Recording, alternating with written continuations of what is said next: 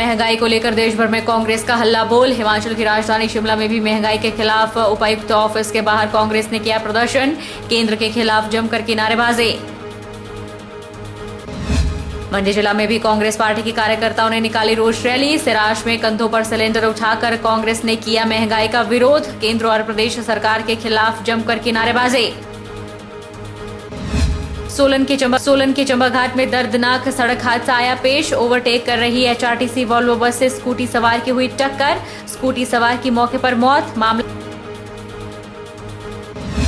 और बुरांस के फूलों से गुलजार हुए हिमाचल के पहाड़। भूटी में एचपीएमसी के फल विधेयक केंद्र में फूल का जूस तैयार कर रहे ग्रामीण। कई रोगों में रामबाण है बुरांस के फूल। नमस्कार, आप देख रहे हैं एचपी 24x7। मुख्यमंत्री जयराम ठाकुर ने सिरमौर जिले के शिलाई विधानसभा क्षेत्र के एक दिवसीय दौरे के दौरान लगभग 20 करोड़ रुपए की लागत की विभिन्न विकासात्मक परियोजनाओं के लोकार्पण और शिलान्यास किए। मुख्यमंत्री ने कहा कि शिलाई और सराज क्षेत्र में न केवल भौगोलिक रूप से समानता है, बल्कि ये क्षेत्र परंपरा, संस्कृति और विकास संबंधी आवश्यकताओं को भी साझा करते हैं। उन्होंने कहा कि इस कार्यकाल के दौरान प्रदेश सरकार ने क्षेत्र की सभी विकासात्मक आवश्यकताओं की पूर्ति सुनिश्चित की है। विधानसभा क्षेत्र भौगोलिक दृष्टि से भी, सामाजिक दृष्टि से भी और उसके साथ साथ में हमारे रीति रिवाज के वेशभूषा के हिसाब से मेरे सिराज विधानसभा क्षेत्र जैसा लगता है। अगर मेरे विधानसभा क्षेत्र में अगर काम को हमको गति देने के लिए हमको अवसर प्राप्त हुआ तो मैंने शिलाई विधानसभा क्षेत्र में भी वो किया जो आज से पहले कभी हुआ नहीं।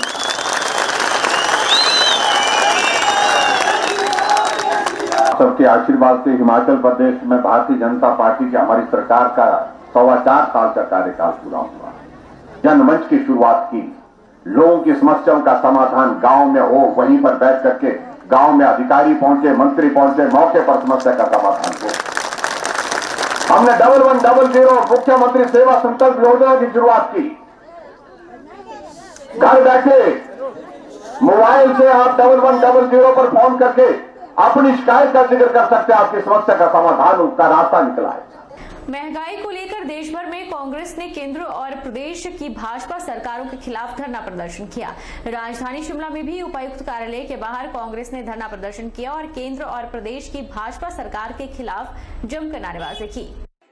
शिमला में उपायुक्त कार्यालय के बाहर कांग्रेस ने धरना प्रदर्शन किया और सरकार के खिलाफ जमकर नारेबाजी की। इस प्रदर्शन में कांग्रेस के प्रदेश प्रभारी राजीव शुक्ला, नेता प्रतिपक्ष मुकेश अग्निहोत्री, प्रदेश कांग्रेस अध्यक्ष कुलदीप राठौर सहित अन्य लोग उपस्थित रहे। महंगाई को लेकर कांग्रेस ने जमकर नारेबाजी की। हिमाचल प्रभारी राजीव शुक्ला ने भाजपा सरकार पर जमकर निशाना साधा और कहा कि देश की जनता महंगाई से त्राही त्राही कर रही है। पेट्रोल 100 पार कर गया है। भाजपा सरकार ने 2014 में सत्ता में आने से पहले पेट्रोल 40 देने के वादे किए थे, लेकिन अब पेट्रोल 100 से भी ज्यादा का आंकड़ा पार कर चुका है। रसोई गैस सहित अन्य खाद्य वस्तु भी महंगी हो गई है और लोगों का जीना दूभर हो गया है। आपको याद हो कि 2014 में जब भाजपा लोकसभा चुनाव लड़ा तो मोदी जी ने कहा कि 40 रुपए में हम पेट्रोल दिलाएंगे, डीजल 30 रुपये लीटर। आज 100 के पार चला। महाराष्ट्र वगैरह में 115, 120 रुपये, 150 रुपये तक पेट्रोल जा सकता है, डीजल 100 के ऊपर जा सकता है। उससे क्या है, हर सामान की महंगाई बढ़ी और ये बहुत मुश्किल हो जाएगा आम आदमी के लिए जीना। इसलिए कांग्रेस पार्टी जोरदार विरोध प्रदर्शन ब्लॉक स्तर पर पूरे देश में कर रही है। संसद में राहुल जी के नेतृत्व में प्रदर्शन हुआ है, हम लोग यहाँ प्रदर्शन। ब्लॉक कांग्रेस कमेटी नाहन द्वारा बढ़ती महंगाई पर माजरा क्षेत्र में आक्रोश रैली निकालते हुए केंद्र की मोदी सरकार और प्रदेश की जयराम सरकार के खिलाफ जमकर नारेबाजी की। इस दौरान कांग्रेस कार्यकर्ताओं ने बढ़ती महंगाई को लेकर तहसीलदार के माध्यम से एक ज्ञापन प्रदेश के राज्यपाल को भी प्रेषित किया। हिमाचल प्रदेश कांग्रेस पार्टी के महासचिव अजय सोलंकी ने बताया कि लगातार भाजपा सरकार द्वारा बढ़ाई जा रही महंगाई से आम जनजीवन अस्त व्यस्त है। लगातार बढ़ते खाद्य पदार्थों के दाम लोगों को 2 समय का भोजन जुटाने में असमर्थ कर रहे हैं। उन्होंने कहा कि बढ़ती महंगाई और भाजपा सरकार के नेताओं के भ्रष्टाचार मामलों को लेकर माजरा क्षेत्र में जन आक्रोश रैली निकालते हुए प्रदेश के राज्यपाल को ज्ञापन प्रेषित किया जा रहा है। उन्होंने कहा कि प्रदेश की जयराम सरकार मात्र घोषणाओं की सरकार बनकर रह गई है। आज तक इतिहास में ऐसा बढ़ोतरी जो है मूल्यों में कभी नहीं देखी गई। जिस तरह से आसमान छूने लगे, एक गरीब आदमी अपना आशियाना भी बनाने में नाकाम हो गया। खाद्य पदार्थ, खाने का तेल से लेके हर खाद्य पदार्थ का जो दाम है दिन प्रतिदिन जो है आसमान छू रहे हैं। आम आदमी जो है आज अपनी मूलभूत जो जरूरतें हैं उनको पूरा करने में भी नाकाम हो रहा है। प्रदेश में बेरोजगारी बढ़ रही है।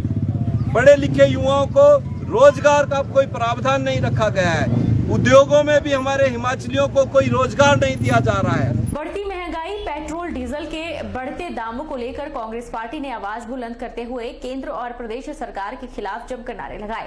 मंडी जिला के सराज विधानसभा क्षेत्र में कांग्रेस कार्यकर्ताओं ने रोष रैली निकाली और गैस सिलेंडर को कंधों पर उठाकर बढ़ती महंगाई का विरोध किया।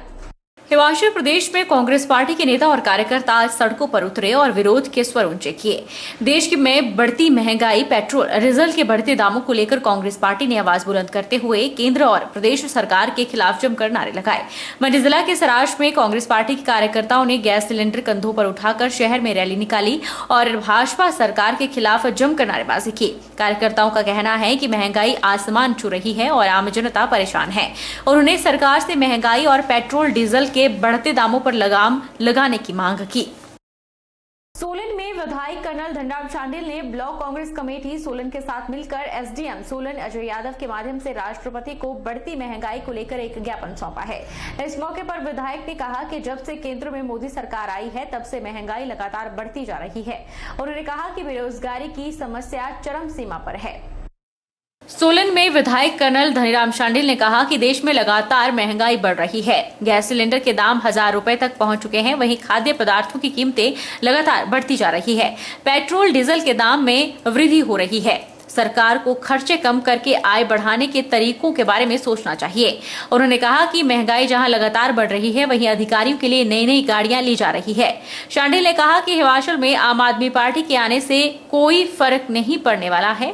उन्होंने कहा कि हिमाचल में जो भी कांग्रेस के नेता आप ज्वाइन कर रहे हैं उससे कांग्रेस को कोई फर्क नहीं पड़ने वाला। सचमुच हाहाकार है।